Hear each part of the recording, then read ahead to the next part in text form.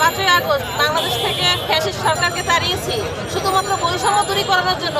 তাই আমাদের এই মাদ্রাসাগুলো 39 বছর ধরে বৈষম্যের শিকার। আমাদের কোনো শিক্ষকরা কোনো বেতন, সরকার থেকে কোনো বেতন কোনো কিছুই দেওয়া হয় না। আমাদের বাচ্চারা মানে ছাত্রছাত্রীরা কোনো বৃত্তি পায় না।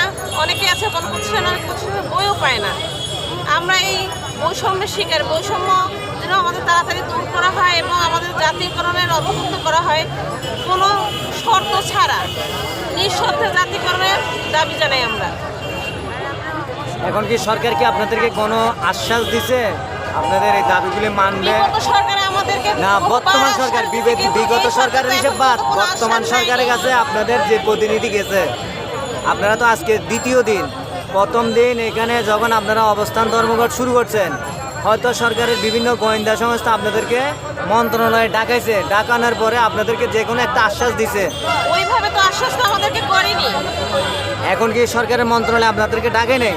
ডাকছিল, 6 জনের প্রতিনিধি টিম গিয়েছিল, কিন্তু আমাদেরকে ওইভাবে কোনো আশ্বাস তো করেনি যে আমরা জাতীয়করণ দেবো বা কি। আপনাদের সাথে সরকারে যে আপনাদেরকে ওইখানে ডাকছে, যে মন্ত্রণালয়, শিক্ষা মন্ত্রণালয়ে ডাকছে, ডাকার পরে আপনাদেরকে কি বলছে সরকার সেটা বলেন। এ বিষয়ে আমাদের উপদেষ্টারাই ভালো জানে, আমাদের নেতারা যারা আছেন। এখন আপনাদের নেতারা আজকে দ্বিতীয় দিন আপনারা এখানে অবস্থান করতেছেন, আপনাদের আপনারা এখানে অবস্থান ধর্মঘট করতেছেন। বাংলাদেশে আমাদের মিডিয়া জগতে প্রায় 5,000-এর মতো সরকারি ডিএফপি পত্রিকা আছে। আপনাদের কি কোনো পত্রিকায় নিউজ আসছে? হ্যাঁ, পত্রিকায় কালের কণ্ঠ পত্রিকা নিউজ আসছে আমাদের। হ্যাঁ, কালের কণ্ঠ জীবন্ত সীমান্তে আসছে কিছু পত্রিকায় নিউজ আসছে। হ্যাঁ, ওগুলি বলেন আপনারা, আপনাদের দাবিগুলো এখানে আমরা যে প্রচার করতেছি, আপনারা ওগুলি যদি না আমাদের কোনো দাবি একটাই, খুলেন, মুখের মাছ খুলেন। আমাদের একটাই দাবি জাতীয়করণ, আর কোনো দাবি নেই। আমাদের একটাই দাবি জাতীয়করণ করলে আপনারা কি সুযোগ সুবিধা ভোগ করতে পারবেন? প্রাইমারি নয়, সকল সুযোগ সুবিধা আমরা পেতে চাই। প্রাইমারি যেরকম বাচ্চারা উপবৃত্তি, খাবার, সকল প্রকার সুযোগ সুবিধা, স্কুল ড্রেস, আমরাও এরকম সুযোগ সুবিধা, প্রত্যেকটা সুযোগ সুবিধাই আমরা চাই।